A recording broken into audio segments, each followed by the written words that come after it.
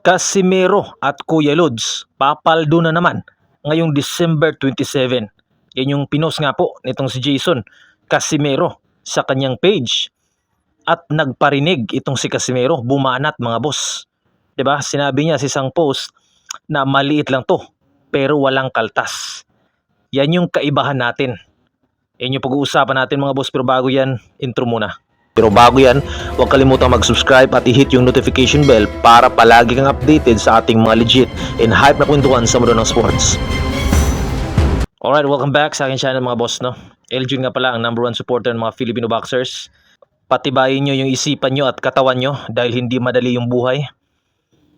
So pag-uusapan natin mga boss, si Casimero nga po or si Kuya Lods, masasabi natin kasi pinost nga po sa kanyang Facebook page kung saan nga po sinabing paldo na naman sa December 27.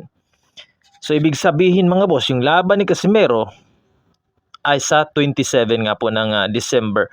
Wala pang yung sinabing sino yung makakalaban niya, pero yan yung exact day, 'di ba, ng laban talaga ni Casimero kasi yan yung pinost ni Jason eh. And nakita ko nga sa training ni Casimero ay meron silang pinaghahandaan, pinagpa-practicean na technique kung saan nga po 'di ba, parang tinatansya ni Casimero yung kanyang suntok. Yung mga training nga po na tinuturo ni Jason. Kasi nalaman din natin, speaking of trainer, si Jason nga po ang still head coach o trainer nitong si Casimero sa December 27 na laban niya. At nagparinig, bumanat pa si Casimero mga boss. O si Jason, sinabi natin si Jason mga boss dahil sinabi nga po sa isang page o sa isang post ni Jason na maliit lang to pero walang bawas. Nagparinig to mga boss, 'di ba? At may isa pa, sinabi niya na yan yung kaibahan natin.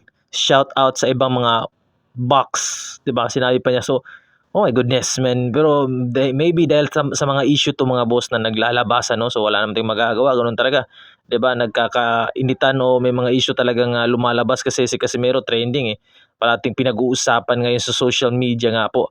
So comment down below mga boss, si Casimero ngayon balik sa training, focus, head coach pa rin nga po si Jason, tinuturuan niya ng mga bagong technique, 'di ba? New discarte tool technique, masasabi natin mga boss, para nga po paghandaan yung makakalaban niya sa Japan o yung Hapon na makakalaban na alam na daw nila pero hindi pa nila sinabi mga boss, para surprise. So sa mga nag-aabang na sa pagbabalik o pagbawi ni Casimero ng kanyang panalo, abangan natin yung pagbabalik nga po ng angas ng Pinas sa Japan na yung laban niya. Malay natin magkaroon ng rematch against Kinosuke Kameda pero wala pang sinabi mga boss. So comment down below, paldo na naman daw si Casimero. May post pang nakalagay mga boss na picture ni Casimero na AI na maraming pong pera o nakaupo to na may maraming pera mga boss na nakakalat sa sahig. So yun mga boss, I think yun lang, para palagi kang updated sa ating mga legit and hot na kwentuhan sa mundo ng boxing. Huwag kalimutang subscribe. Sabi ko nga, Eljun nga pala ang #1 supporter ng mga Filipino boxers. Yun lang. Salute, peace out.